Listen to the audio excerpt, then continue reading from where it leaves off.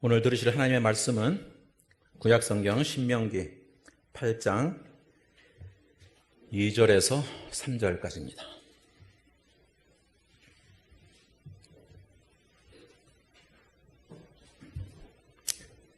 신명기 8장 2절과 3절입니다.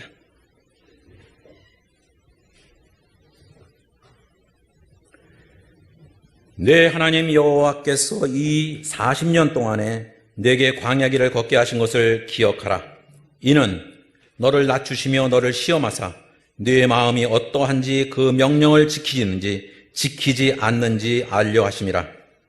너를 낮추시며 너를 줄이게 하시며 또 너도 알지 못하며 내 조상들도 알지 못하던 만나를 내게 먹이신 것은 사람이 떡으로만 사는 것이 아니요 여호와의 입에서 나오는 모든 말씀으로 사는 줄을 내가 알게 하려 하심이니라.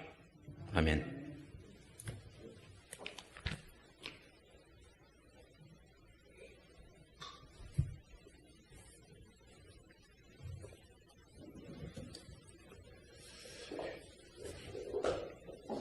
우리가 지난 주일에는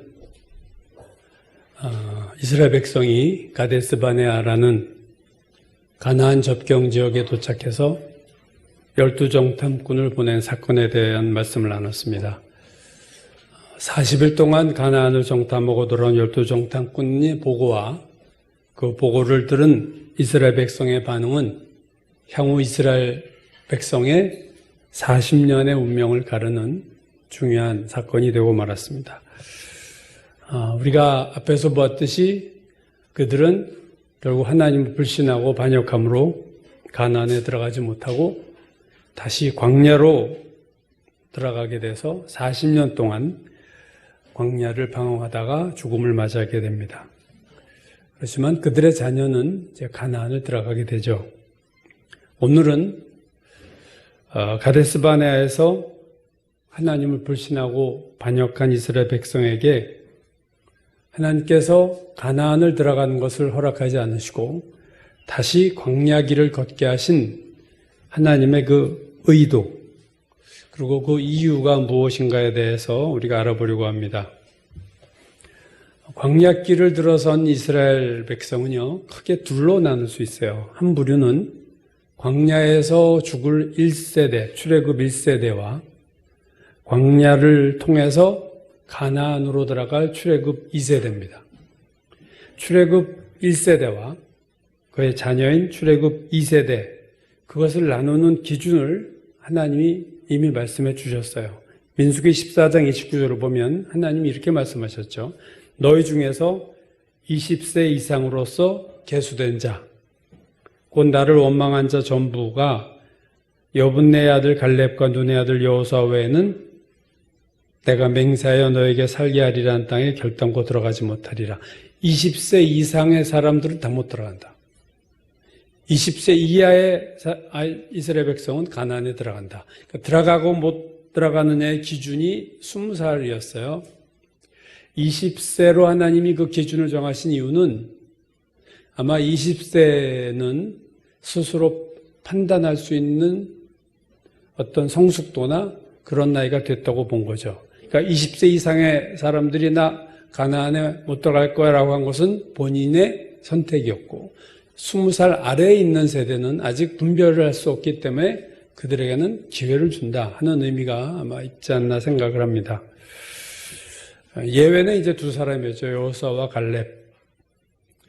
여호수아 14장 7절에 보면 가데스바네아에서의 그 갈렙의 나이가 40세였습니다. 40살이었어요. 그러니까 갈렙은 40세에 이제 광야로 들어가서 38년 후에 가나안에 들어가니까 갈렙의 나이가 78세 때 가나안에 갈렙은 들어갑니다. 여호수아는 그것보다 나이가 더 많았고요. 그러니까 20세 이하의 자녀들은 광야로 들어가지만 가나안을 들어간다 했을 때 가장 나이가 많은 20살 기준으로 보면 가나안에 들어갈 때 이스라엘 백성의 최고령자가 58세인 거예요. 58세, 20살이었던 사람이 38년이 지났으니까 58세가 이하의 이스라엘 백성들이 가나안에 실제로 들어갑니다. 그럼 왜 하나님이 광야를 광야 생활을 40년으로 잡으셨느냐? 이 40년도 가데스 바네아에서 이미 하나님이 정하신 거예요. 민수기 14장 34절 너희가 그 땅을 정탐한 날수인 40일의 하루를 1년으로 쳐서 그 40년간 너희의 죄악을 담당할지니 40일 정탐한 그 하루가 1년이다. 그래서 40일을 정탐했었기 때문에 너희가 40년을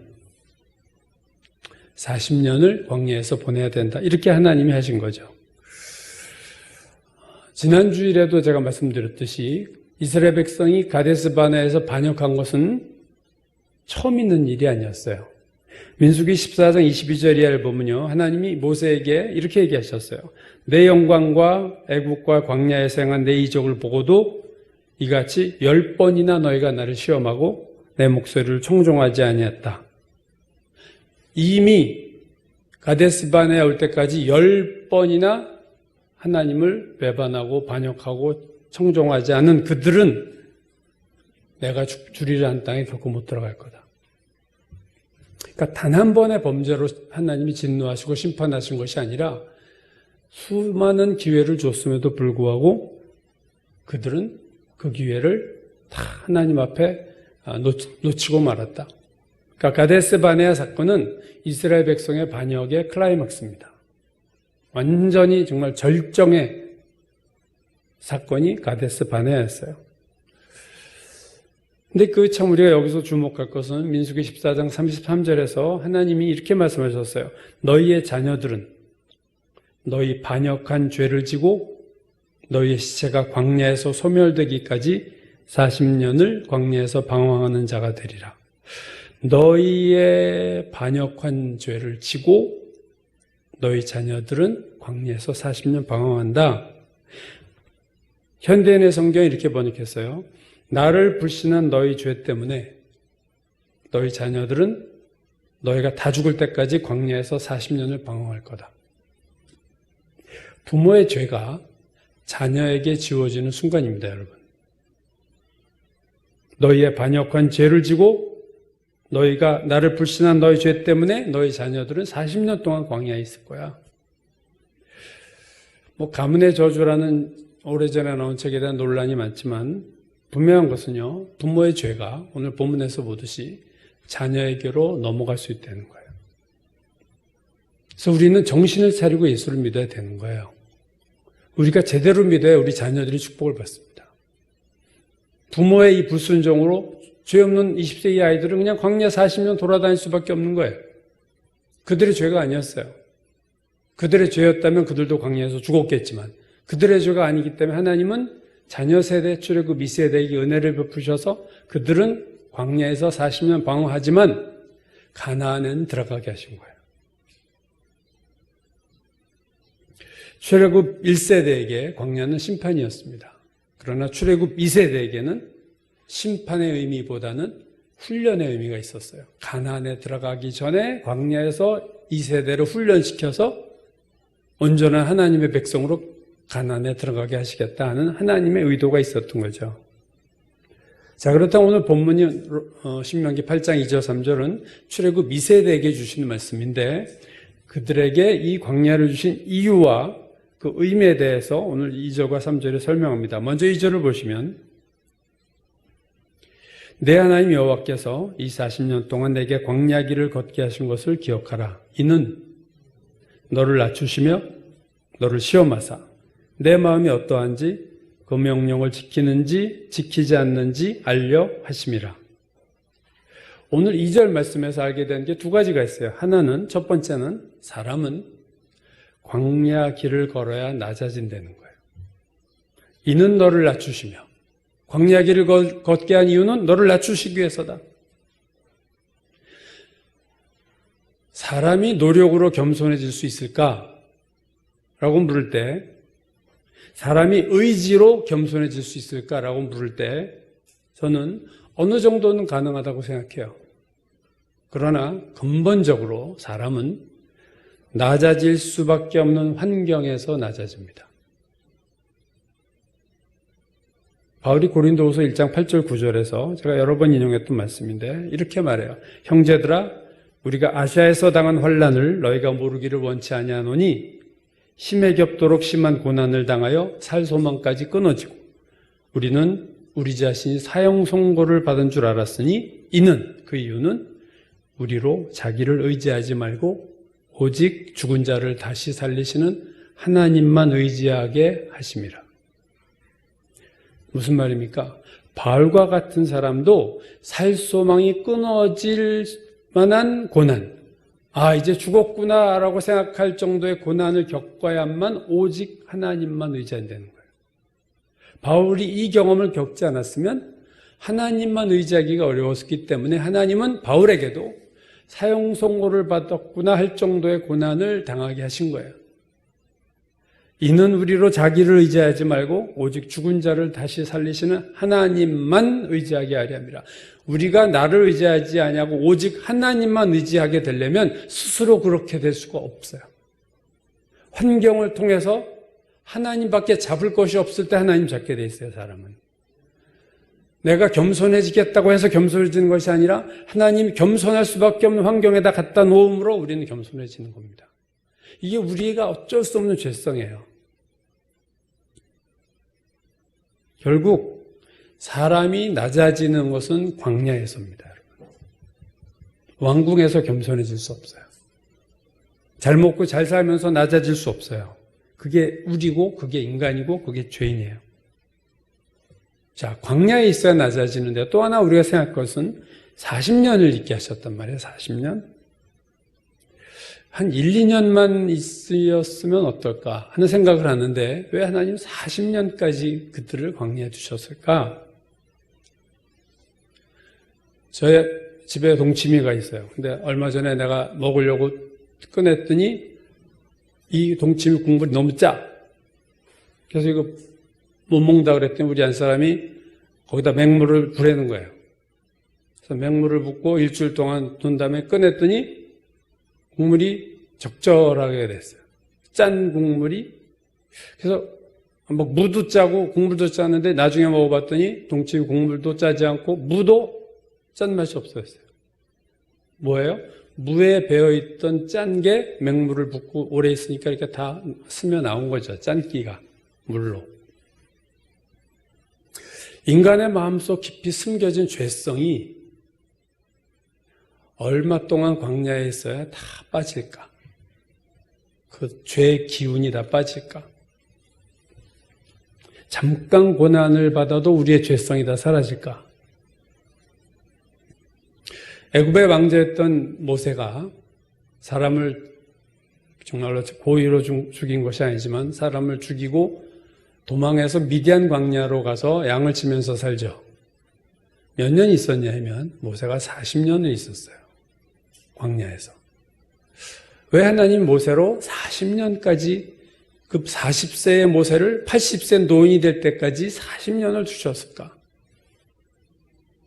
아마 40년 정도 광야에 있어서 모세가 비로소 완전히 자기를 의지하지 않고 겸손해지지 않았을까? 하나님 그때를 기다린 것이 아닐까? 그런 생각을 하지 않을 수가 없습니다. 사람이 겸손해지는 적정 시간이 있을 텐데 그 시간은 상황마다 다르고 사람마다 다를 거예요. 하나님만이 아시고 그 기간을 정하세요. 우리에게 어느 정도의 광야를 주실지를 하나님이 다 우리를 아시기 때문에 각자마다 상황마다 환경마다 다르게 그 광야에서의 시간을 저는 조절하신다고 생각합니다.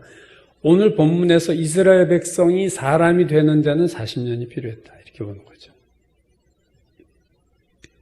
그래서 광야 40년을 걷게 하신 첫 번째 이유는 낮추시기 위해서다. 두 번째 이유는요. 오늘 2절 후반부죠. 내 하나님 여호와께서 이 40년 동안에 내게 광야길을 걷게 하신 것을 기억하라. 이는 너를 낮추시며, 이게 첫 번째였고요. 두 번째, 너를 시험하사 내 마음이 어떠한지 그 명령을 지키는지 지키지 않는지 알려 하심이라. 첫 번째 이유는 낮추시기 위한 것이었다면 두 번째는요. 이스라엘 백성의 마음이 어떤지를 하나님이 알기로 원하셨다. 그들이 하나님 말씀을 지키는지 안 지키는지를 한번 보고 싶으셨다. 여러분, 좋은 환경에서, 내가 잘 풀리는 환경에서 하나님 말씀에 순종하는 것이 진정한 순종이라고 말할 수 없어요. 잘 대해주는 상사 밑에서 부하 직원이 상사에게 잘하는 거, 그게 정말 그 사람이 잘하는 거라고 볼 수 없어요. 돈 많고 풍족하고 뒷바라지 잘하는 부모 밑에서 부모에게 잘하는 자녀가 정말로 부모를 존경한다고 볼 수가 없어요. 웬만하면 그 정도면 다 잘해요. 물론 못하는 또 예외도 있지만, 어디서 그 사람의 마음이 드러나느냐? 광야에서 드러나는 거예요. 어려울 때 그 마음이, 진짜 마음이 드러나는 거예요. 광야에서 하나님 말씀에 순종하는 자가 정말로 하나님 말씀에 순종하는 자예요. 가나안에 축복을 주셨을 때 하나님 할렐루야 하고 주님 잘할게요, 잘합니다. 그건 아직 나도 모르고 너도 모르는 거야, 내 마음. 광야에서 그 사람의 진짜 마음이 드러납니다. 밑바닥 마음이 탁 드러나고 중심의 마음이 다 드러나게 되는 거예요. 하나님이 그걸 보시고 싶었어요. 네가 광야에서도 내 말에 순종하느냐? 그런 의미에서 광야는요, 선택사항이 아니라 필수입니다. 광야를 경험하지 않고 겸손해질 수 없고, 광야에서만 진짜 마음이 드러나는 거예요. 그것이 하나님께서 이스라엘 백성에 광야를 주신 이유고, 오늘 우리에게도 광야가 있는 이유예요. 그리스도인의 덕목인 겸손과 순종은 광야에서 만들어집니다. 네. 그러므로 광야는 겸손을 배우는 장소요, 시간이며, 순종을 배우는 시간이며 장소예요. 그런 의미에서 보면, 장기적으로 보면 광야는 축복이죠. 그곳 아니면 우리는 그런 사람이 될 수가 없어요. 자, 하나가 더 있죠. 3절. 너를 낮추시며 너를 줄이게 하시며 또 너도 알지 못하며 내 조상들도 알지 못하던 만나를 내게 먹이신 것은, 광야에서 그렇게 하신 이유는 사람이 떡으로만 사는 것이 아니요 여호와 입에서 나오는 모든 말씀으로 사는 줄을 내가 알게 하려 하심이니라. 2절에 이어 3절에서도 광야를 걷게 하신 이유가 나오죠. 또 다른 이유가 나오는데, 그것은 뭐냐면, 자, 광야에서 이스라엘 백성으로 굶주리게 하시고 만나를 먹이신 이유가 이제 3절에 나오는데, 여러분 우리가 잘 알듯이 만나는 광야에서 이스라엘 백성이 먹었어요. 이스라엘 백성이 만나를 먹게 된 시점은 출애굽한 지 한 달 반 지났을 때, 홍해를 건너고 막 환호하다가 수르광야길을 들어갔는데 3일이 되니까 물이 없자 그들이 원망합니다. 벌써 3일 만에 찬양하다 원망해요. 그러자 마라라는 곳에서 도착해서 물이 있어 먹다 보니까 쓴물이야. 그러니까 또 막 난리가 나서 하나님 원망하고, 그때 쓴물에 종려나무 가지인가 그걸 이렇게 모세가 집어넣으니까 이제 물이 달아져서 그들이 먹고 또 좋아서 가다가 엘림이라는 오아시스 같은 곳에 잠깐 머물다가 이제 그 신광야로 들었습니다. 신광야로 들어섰을 때 이스라엘 백성이 또 모세 아론을 원망해요. 뭐라고 원망했냐면, 우리가 애굽 땅에서 고기가 아마 곁에서 있던 때, 애굽에서 떡을 배불리 먹던 때에 우리를 차라리 죽이시지, 하나님이 이 광야에서 우리를 죽게 하느냐? 여러분, 가데스 바네아에서 했던 얘기를 여기서도 미리 벌써 이미 오래전에 이렇게 하고 있어요. 그래서 하나님 모세에게 이렇게 말씀하셨어요. 내가 너희를 위하여 하늘의 양식을 비같이 내리리라.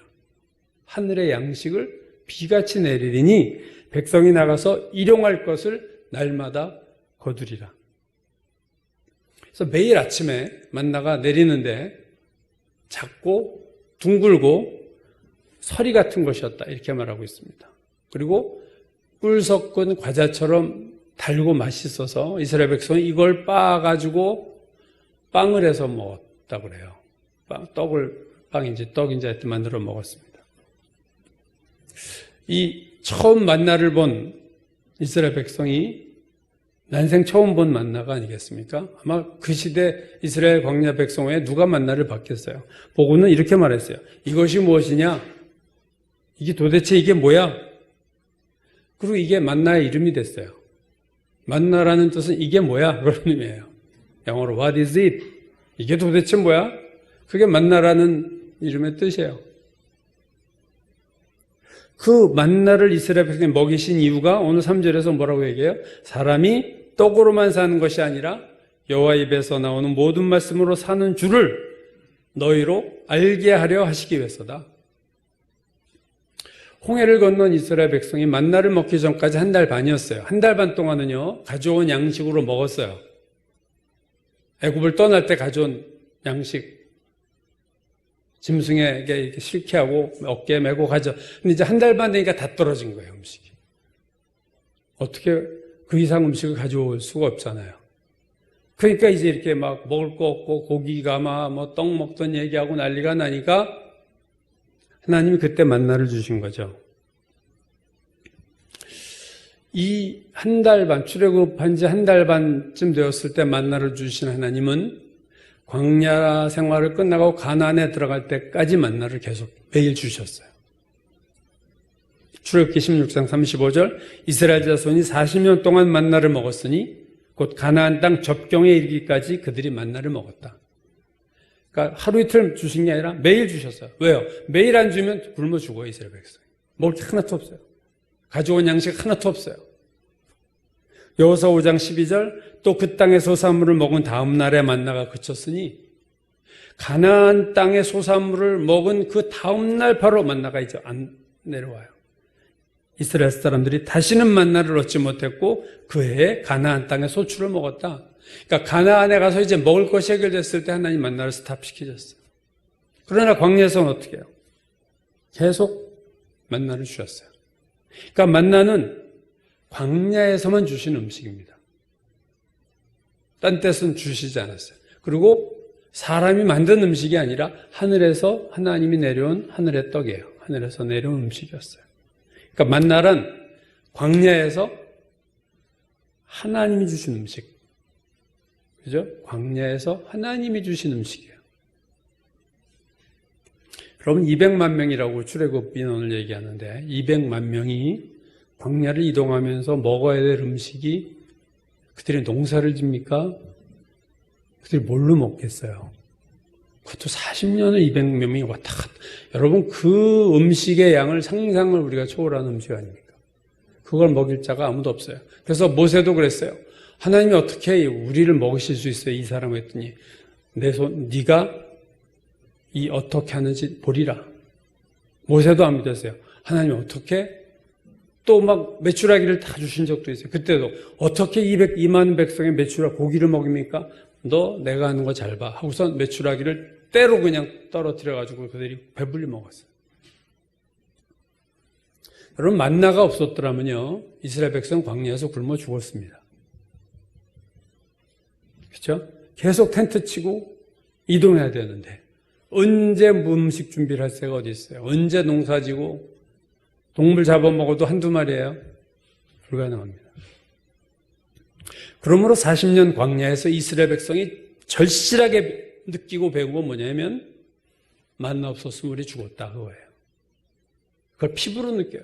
매일매일 올해 또 욕심부리고 이렇게 쌓아둔 사람은 다 만나가 썩어버렸죠. 하나님은 매일매일 먹을 만큼만 주셨어요. 매일매일 하나님만 의지하게 하시려고. 내일 거도 내일 주셔야 돼. 그러니까 하나님만 의지하지 않으면 살 수 없는 상황을 만드시고 환경을 만드신 거예요. 그래서 만나를 주신 이유는 사람이 떡으로만 사는 게 아니야. 그 말은 내가 인간의 생각과 수단과 방법으로 살 수 있는 게 아니구나. 광야에서는 무슨 수단과 방법, 수완이 아무리 좋고 장사를 아무리 잘하면 뭐 하겠어요. 할 수 있는 게 아무것도 없어요. 광야에서. 하나님이 주셔야만 먹고 사는 거예요. 그걸 배운 거예요. 그들에게 만나만 주셨냐? 사실 그렇지 않습니다. 오늘 우리가 8장 2절 3절이 그렇죠. 그 다음 4절 보면요. 이렇게 말씀해요. 40년 동안에 내 의복이 헤어지지 아니하였고 내 발이 부르트지 아니하였느니라. 여러분 생각해 보세요. 애굽에 떠날 때 입던 옷이 있었습니다. 광야에서 옷이 어디 있어요? 그럼 옷을 입고 몇 년만 가면 옷이 다 너덜너덜해지는데 우리가 간과하는 기적입니다. 40년 동안 옷이 떨어지지 않는 기적을 주셨어요. 너희들이 알잖아. 네 옷이 헤어지고 떨어지지 않았잖아요. 그 한 벌로 40년을 광야를 지나갈 수 있게 해주셨어요. 이게 놀라운 기적입니다. 이 기적이라고 우리가 잘 발견하지 못해 그러지. 내 의복이 헤어지지 아니하였고 내 발이 부르트지 아니했다. 여러분 광야를 매일 걸어보세요. 발이 안 부르틀 수 있나요? 마라톤하고 걷고 우리 친구가 고등학교 동기가 최근에 한 달 반에 걸쳐서 제주도 둘레길을 다 걸었어요. 완주를 했습니다. 그럼 몇십 개, 30몇 개 되나요? 그걸 매일 걸으면서 밴드에다가 사진을 다 올렸어요. 오늘 여길 걸었고 여길 봤고 동기들이 야 대단하다 어떻게 그 제주도 완전 오르락내리락 한라산 오르락내리락 동쪽 서귀포까지 가면 그 길을 다 돌았어요. 발이 완전 너덜너덜해졌다고 그러더라고요. 한 달 반 만에 매일 걸으니까 여러분이 40년을 걸었는데 발이 부르트지 않았어요. 하나님의 기적입니다. 만나만이 아니에요. 옷이 헤어지지 아니하고 발이 부르트지 않았어요. 여러분 애굽 출발할 때 보세요. 바로가 안 보내려고 그랬잖아요. 바로 왕이 그때 놀라운 재앙을 주셔서 바로만 움직이신 것부터 하나님이 하셨고 바로가 군대를 가지고 쫓았을 때 홍해를 가르신 것도 하나님이 하셨고 마지막 가나안에 들어갈 때 요단강이 갈라진 것도 하나님이 하셨어요. 여러분 시작부터 끝까지 다 하나님의 기적입니다. 출애굽은 알파와 오메가의 하나님이에요. 애굽 떠날 때부터 가나안에 들어가는 순간까지 하나님의 도움이 없었던 순간이 한 번도 없었어요. 그래서 오늘 광야에 교훈은 거예요. 너희가 사람이 떡으로만 사는 게 아니라 여호와 입에서 나오는 모든 말씀으로 사는 줄을 내가 알게 하려 하십니다. 여러분 떡으로 산다는 것은 내 인간의 방법으로 사는 거예요. 하나님이 주신 말씀만으로 만나로만 산다는 것은 하나님 도와주심만으로 우리는 살 수 있다는 거예요. 그걸 가르쳐 주시려고 광야에서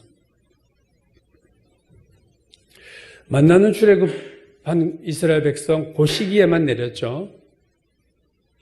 그 이후엔 내리지 않았습니다. 그럼 오늘날 우리도 광야길을 걸어갈 때가 있는데 오늘 현대 그리스도인 우리도 우리 인생에서 잘 나가다가 갑자기 어느 순간 광야로 진입해요. 우리 인생이. 우리도 광야를 가는데 그럼 하나님 만나 안 주시나? 우리가 고난의 때를 보낼 때 경험적으로 돌이켜보면 사람이 필요할 때 하나님이 필요한 사람 붙여주시고 필요한 돈을 마련해 주시고 건강이 필요할 땐 건강도 주시고 여러분 그게 맞나요? 사람을 통해 주셨지만 그건 하나님이 우리 인생 광야길에서 주신 하늘의 만납니다. 하나님은 광야에 있는 하나님의 백성을 전적으로 책임지세요. 고난은 있고 어려움이 있음에도 불구하고 내가 너를 지키고 있다. 네 옷도 헤어지지 아니하고 내 발이 부르트지 아니하고 내가 먹을 것을 내가 주고 전적 의존, 전적 책임.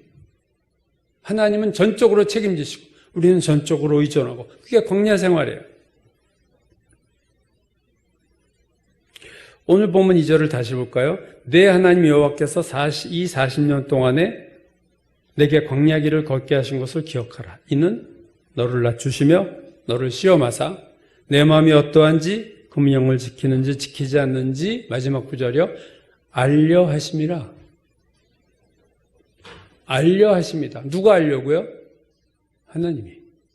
무엇을 알려고 해요? 우리 마음이 어떤지. 우리가 우리의 삶이 하나님 말씀 지키는지 안 지키는지를 알려 하심이라. 3절을 보실까요? 너를 낮추시며 너를 줄이게 하시며 또 너도 알지 못하면 내 조상들도 알지 못하던 만나를 내게 먹이신 것은 사람이 떡으로만 사는 것이 아니요 여호와 입에서 나오는 모든 말씀으로 사는 줄을 내가 알게 하려 하심이라. 누구에게 알게 하려 하셨어요? 우리에게. 이스라엘 백성에게. 무엇을? 사람이 떡으로만 사는 게 아니라 하나님의 입에서 나오는 말씀으로 사는 것을 알게 하려 하셨다. 2절은요. 알려 하셨어요. 하나님이. 3절은요. 우리로 알게 하려 하셨어요. 그러니까 광야를 통해서 하나님이 알려고 하시는 게 있어요, 여러분. 또 광야를 통해서 우리가 알아야 하는 게 있어요. 오늘 본문이 그거죠. 2절은 하나님이 알고 싶으신 거예요. 3절은 우리로 알게 하고 싶으신 거예요. 광야를 통해서 하나님은 우리 마음을 알고 싶으세요. 네가 그래도 마음 중심으로 나를 붙잡는 의지하느냐? 네가 광야에서 내 말씀을 지키느냐? 그걸 알고 싶어요. 또 우리에게 알게 하시려고 뭐를? 우리가 하나님의 말씀으로 사는구나. 하나님의 은혜로 사는구나. 하나님의 도움 없으면 내가 아무것도 아니구나를 알게 하시는 거예요. 결국 우리가 광야를 걸어야 되는 이유는 광야를 걷지 않고는 우리가 절대로 알 수 없는 게 있기 때문이에요. 또 광야길을 통해서만이 하나님이 우리의 본 모습을 보시기 때문에. 그래서 광야는 필요합니다. 그게 오늘 우리에게도 광야가 있는 이유예요. 인생길이 항상 잘 나가지 않잖아요. 평안하고 아무 문제 없다가 문제가 뻥 터지고 그 광야길로 접어들어 또 우리가 많은 고생을 합니다. 그러다 또 광야가 끝나고 또 평탄한 길 가다가 또 광야가 갑자기 생각지도 않았는데 광야가 내 앞에 열리고 그게 우리 인생이에요. 왜 하나님이 그렇게 하시는 걸 알아야 된다는 거예요. 우리가 알아야 할 게 있어요. 광야를 통해서. 그리고 하나님이 광야를 통해서 우리에 대해서 알고 싶은 게 있다는 거예요. 광야 40년이라고 하지만 사실은 이스라엘의 광야 생활은 둘로 나누어집니다. 하나는 출애굽에서 가데스 바네아까지의 광야 생활이 있어요. 지난주에 본 거죠. 그리고 광야 두 번째 광야는 가데스 바네아에서 가나안에 다시 광야로 들어간 광야 생활이 있어요. 편의상 애굽에서 출애굽해서 가데스 바네아까지의 광야를 광야 1이라고 하고 가데스 바네아에서 가나안에 들어가기 전까지 돌아다닌 광야를 광야 2라고 하면 광야 1은 2년 걸렸어요. 가데스 바네아까지 오는데 2년입니다. 넉넉 잡고. 광야 2는 38년이 걸렸어요. 그래서 합이 40년이에요. 광야 1과 광야 2의 차이가 뭐냐? 광야 1과 2의 차이는 일단 기간이 다르죠. 광야 1은 2년밖에 안 걸렸고요. 가나안 이국까지 오는데 2년밖에 안 걸렸어요. 그리고 광야 2는 38년입니다. 비교할 수 없는 긴 기간이에요. 광야 2는. 근데 기간의 차이 말고 광야 1과 광야 2에는 근본적인 차이가 있습니다. 뭐냐면 광야 1은요. 즉 출애굽해서 가데스 바네아 가나안 입구까지 온 요 기간은요. 필수 코스예요. 가나안에 들어가려면 광야 지나와야죠. 그거는 필수 코스였어요. 그러나 광야 2는요. 가데스 바네아에서 38년 동안 돌아다닌 광야는 필수 코스가 아니었다는 거예요, 여러분. 그건 이스라엘 백성이 죄 때문에 생긴 광야예요. 이 둘을 구분해야 됩니다. 여러분 생각해 보세요. 하나님의 원래 의도는 뭐였을까? 출애굽 이스라엘 백성에 대해서. 자, 출애굽을 해서 2년에 걸쳐서 가데스 바네아까지 왔습니다. 그들이 그냥 곧바로 가나안에 들어가기를 원하셨어요, 하나님은. 그게 하나님의 의도예요. 그냥 바로 2년 통과하고 들어가게 하시려고 했는데 그들이 반역한 거죠. 하나님도 38년 광야를 원하지 않으셨다는 것을 우리가 기억해야 됩니다. 2년 광야는 필수였지만 38년 광야는 불필요한 광야예요, 사실은. 그럼 하나님이 38년 돌 걸 예정하셨다고 생각하세요? 여러분 2년 됐을 때 가데스바네아에서 이스라엘 백성이 막 반역했을 때 하나님이 얼마나 분노를 했냐면 이 백성을 없애버리겠다 그러셨어요, 모세에게. 그때 모세가 엎드려가지고 하나님 살려달라. 하나님 이름에 먹칠됩니다. 해가지고 말려서 하나님이 멸망하지 않은 거죠. 여러분 40년 광야가 하나님의 예정이라면 하나님이 모세 앞에서 쇼하셨어요? 화난 척하고? 그럴 리가 있나요? 하나님은 불필요한 고난을 우리에게 주시지 않습니다. 필요한 고난은 물론 주시지만 2년 광야는 필요한 고난이었어요. 그럼 하나님이 2년으로 족하게 여기셨는데 그들이 죄악으로 인해서 반역을 함으로 불순종함으로 하나님이 심판하셔서 38년으로 돌아다닌 거예요. 제가 우리 아이들 모아놓고 몇 번 한 얘기가 그 얘기입니다. 물론 저는 부모로서 우리 아이들이 고난 안 당하기를 원하죠. 그러나 제가 얘기했어요. 너희들에게 고난이 없길 내가 바라지만 인생에는 고난이 있다. 그러나 불필요한 고난이 있고 필요한 고난이 있어. 하나님 우리에게 주시는 훈련으로서 주시는 광야가 있어. 그건 우리가 피할 수 없어. 그건 받아야 돼. 그게 또 우리에게 좋고. 그러나 불필요한 고난이 있다. 내 죄로 인한 고난이 있다. 그 고난은 너희가 당하지 말아라. 그 고난은 최소화시켜라. 사람이 어떻게 죄를 안 짓고 그렇게 하겠어요. 그러나 최소화시켜라. 죄로 인한 광야는 가급적 너 인생에서 나타나지 않도록 너희가 하나님 앞에 죄 짓지 말고 하나님 말씀대로 바로 살아라. 하나님이 광야를 주실 이유가 없어요. 38년을 주실 이유가 없었어요. 그들이 자초한 거다.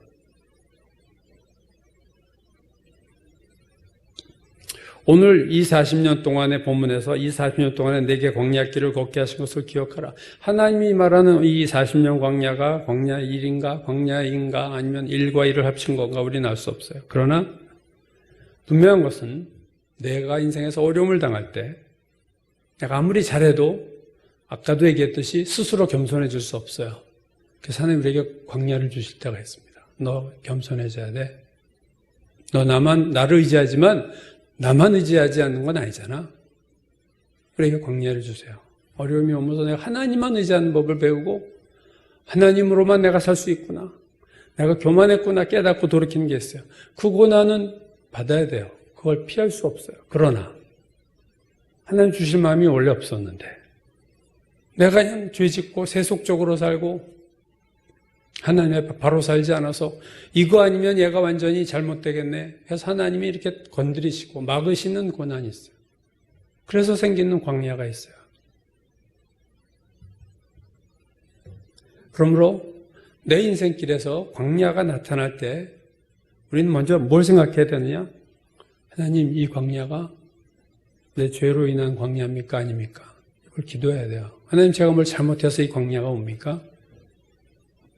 살려주세요 하기 전에 하나님 물어야 돼요. 기도로. 이 어려움이 무엇으로 인해 오는 건가요? 제 죄로 인한 것이면 깨닫게 해주시고 죄가 죄로 인한 것이 아니라면 제가 잘 인내하고 승리하도록 붙잡아 주옵소서. 이 기도를 광야가 시작될 때 해야 되는 기도예요. 그리고 광야 속으로 들어가면서 우리에게 물어야 돼요. 내가 교만했었던가? 그래서 하나님 나를 낮추시려는 건가? 내가 세상 떡으로만 사는 줄 알고 살았던가? 그래서 하나님의 말씀으로도 산다는 것을 배우려고 보내시는가? 여러분 광야에서 우리는 끊임없이 질문하고 끊임없이 기도해야 돼요. 하나님 앞에. 그냥 힘들어. 이것 좀 없게 해주세요. 이건 아주 어린 애들의 기도예요. 아빠 아파. 엄마 아파. 잘못한 거 하나도 잘못했다고 얘기 안 하니 아프기만 하다 되는 거예요. 좀 큰 자녀는 묻습니다. 하나님 이것이 왜인가요? 자기를 돌아볼 줄 알아요. 광야길을 걷는 내내 우리가 물어볼 것은 그거예요. 내가 지금 이 광야길을 걸어가면서 겸손해지고 있는가? 확인해야 돼요. 정말 내가 겸손해지고 있는가? 광야를 걸어가면서 내가 하나님의 말씀으로 산다는 것을 알고 사는가? 아니면 여전히 육신적으로 살지 않는가? 내가 광야를 걸으면서 점점 하나님 말씀에 순종하는 자로 변해가는가? 여전히 하나님 말씀에 불순종하는 자로 남아있는가? 끊임없이 질문해야 돼요. 광야 길을 걷는 게 결코 즐거운 일은 아니죠. 그러나 하나님 광야 길을 걸은 다음에는 축복이 있습니다. 오늘 본문 뒤에 있는 8장 같은 8장 16절에서 모세가 이렇게 말했어요.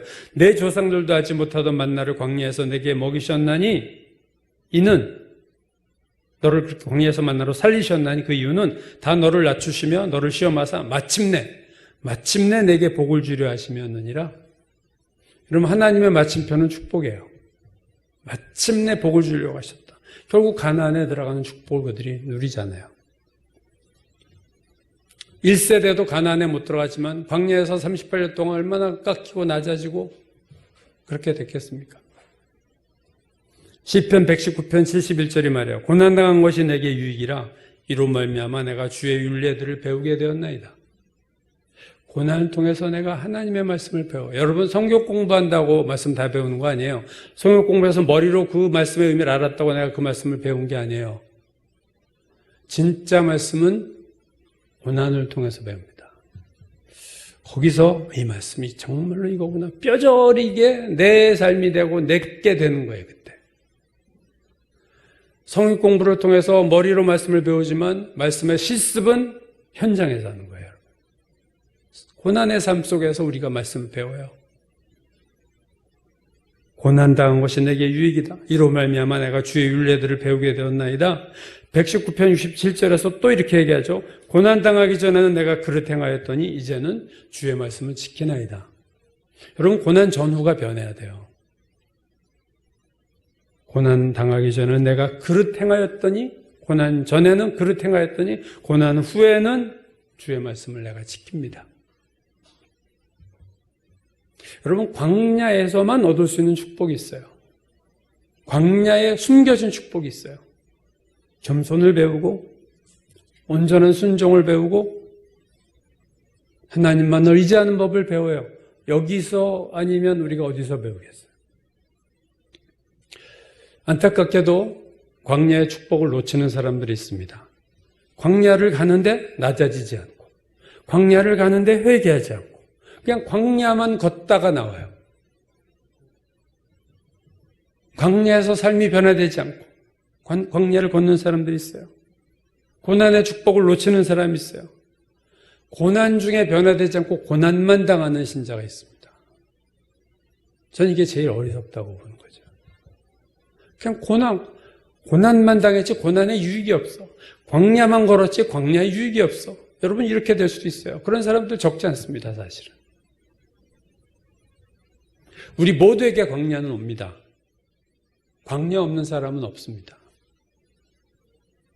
왜냐하면 광야 없이 제대로 된 사람이 없기 때문이에요. 광야 없이 하나님의 사람이 될 수 없어요. 그래서 우리가 광야를 받아들여야 되는데, 그러나 앞에서도 말씀드렸듯이 우리의 죄로 인한 광야는 걷지 말아야 됩니다. 그렇죠? 그래서 광야가 오면 먼저 나를 돌아봐야 돼. 하나님, 제일 고난도 힘든데 회개하라고 그러면 더 힘들겠지만 그게 지름길이에요. 고난이 왔을 때는 그렇다고 매일 그냥 죄책감에 사로잡혀서 전전긍긍 그런 의미 아니에요. 하나님 앞에 물으세요. 진지하게. 하나님, 내 죄로 인한 고난이면 나로 깨닫게 하시고, 하나님 반드시 그거라면 깨닫게 하세요. 아니면 믿음으로 인내하는 거죠. 환난은 인내를, 인내는 연단을, 연단은 소망을. 그건 축복이에요. 훈련의 광야는 100% 축복입니다.